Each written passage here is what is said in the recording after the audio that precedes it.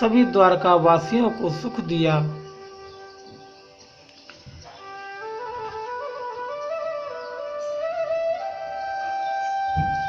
प्रथम स्कंद के 13वें अध्याय में प्रवेश करते हुए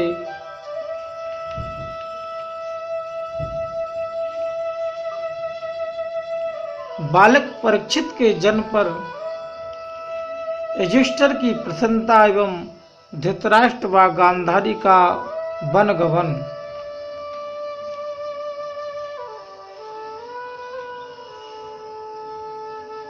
भगवान श्री कृष्ण का स्वागत हुआ।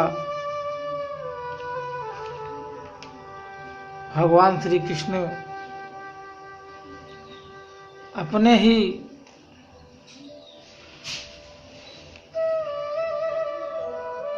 सभी प्रसन्न हैं।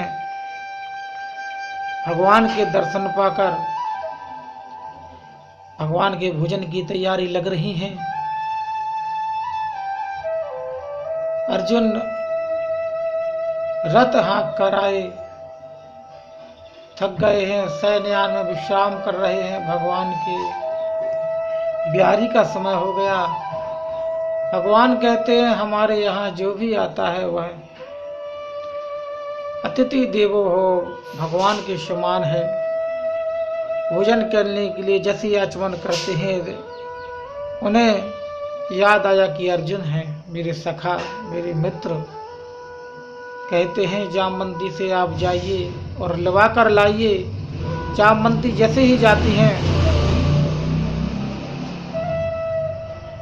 पहुंचती हैं तो देखते हैं बाहर अर्जुन गहरी निद्रा में सो रहे हैं, पर उनके रोम रोम से हरे कृष्ण हरे कृष्ण हरे राम का स्वर निकल रहा है। यह देखकर जामवंती जी अर्जुन को जगाने का प्रयास न कर सकी और वहीं तालियां बजाने लगी, और वह भी मन ही मन में हरे कृष्ण हरे कृष्ण हरे हरे कृष्ण कृष्ण हरे हरे हरे कृष्ण कृष्ण कृष्ण हरे हरे हरे राम राम राम हरे कृष्ण हरे कृष्ण। भगवान को भूख लगी है, कहते हैं जामवंती गई है, रुक्मणी जी आप जाइए। रुक्मणी जी जैसे जाती हैं और देखा कि जामवंती जी ताली बजा रही हैं और अर्जुन के रोम रोम से हरे कृष्ण शब्द निकल रहा है। देखकर भाव विभोर हो जाती हैं और सरस्वती का रूप लेकर बीड़ा बजाने लगती है। हरे कृष्ण कृष्ण कृष्ण हरे हरे हरे कृष्ण कृष्ण कृष्ण हरे हरे। तो सत्य बाबा माँ जगदम्बा भगवान श्री कृष्ण कहते हैं कि आप देखकर आइए, दोनों कहाँ रह गई महारानी, ये देवी कहाँ रह गई, अभी तक अर्जुन नहीं आया। जैसे वो जाती हैं साक्षात जगदम्बा है। देखकर देखती हैं कि रुक्मणी जी बीड़ा बजा रही हैं, जामवंती जी तालियां बजा रही हैं, नृत्य कर रही हैं, हरे कृष्ण का जाप कर रही हैं। माँ जगदम्बा प्रसन्न हुई और नृत्य करने लगी। हरे कृष्ण कृष्ण कृष्ण हरे हरे हरे राम राम राम।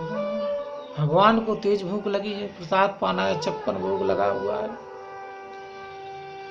नारद जी भगवान आ जाते हैं, नारायण प्रभु प्रसाद पाइए, 56 भोग लगा है, प्रभु प्रसाद पाइए।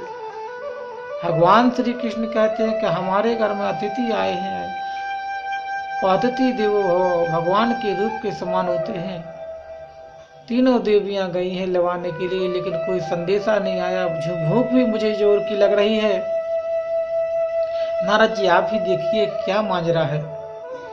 नारद जी जाते हैं, देखते हैं साक्षात मां सत्यभामा जगदम्बा का रूप लेकर नृत्य कर रही हैं।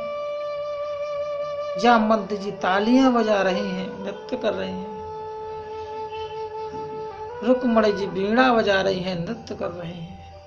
तो क्या कह रही हैं? अर्जुन के रोम रोम से निकल रहा है, हरे कृष्ण कृष्ण कृष्ण हरे हरे, हरे राम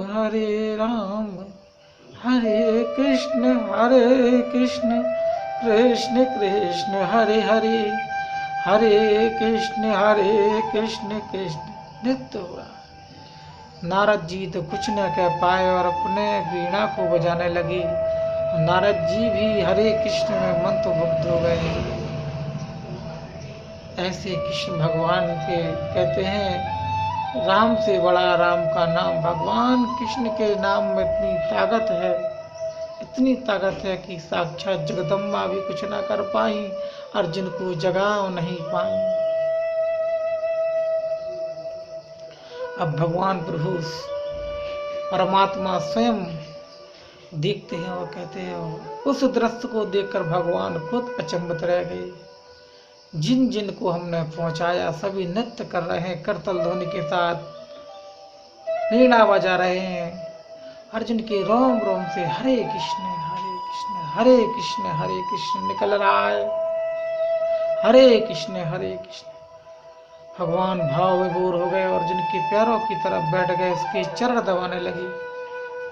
कहते बाहरी सखा, बाहरी मित्र, ऐसा कोई मेरा मित्र नहीं होगा, ऐसा कोई मेरा प्रेमी नहीं होगा जो सोते समय भी इसके रोम रोम से हर छिद्र से हरे कृष्ण हरे कृष्ण निकल रहा है। भगवान के आंसू निकल पड़े और अर्जुन के पैरों पर जैसे ही गिरे, अर्जुन हड़बड़ा के उठ बैठे। हे मधुसूदन, आप ये क्या कर रहे हैं गुरु? कहते अर्जुन तेरे जैसा सखा मेरा अब नहीं होगा। ऐसी भक्ति करना चाहिए। फिर अर्जुन ने सबने मिलकर भोजन किया। ऐसे थे भगवान श्री कृष्ण और ऐसे उनकी सखा, ऐसी मित्रता होना चाहिए। मित्रता हो तो ऐसी हो कि सोते समय भी भगवान श्री कृष्ण और अर्जुन जैसी हो।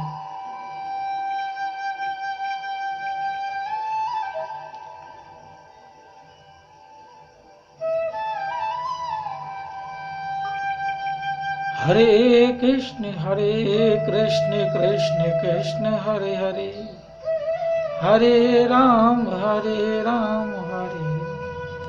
यह कथा वही सुन पाते हैं जिन पर भगवान बालकृष्ण लाल की कृपा होती है, अन्यथा व्यक्ति ऐसे ही मकान बनाने में, बच्चों को पढ़ाने में सारा जीवन ऐसे ही एक दूसरे से ईर्ष्या में निकाल देता है। उसके अंदर प्रेम की ज्योति जग ही नहीं पाती। एक दूसरे से सुबह हुई और जलनपन, पानी के प्रति, रोटी के प्रति, कार्य के प्रति, ये अच्छा कर रहा है, ये बुरा कर रहा है, यही व्यक्ति के अंतरात्मा में लगा रहता है और अंत समय ऐसा ही चला जाता है। अच्छे करोड़पति व्यक्ति जिनके पास रुपया का अंबार है, वह भी इस विद्या को समझ नहीं पाते। बोलो बालकृष्ण लाल की जय।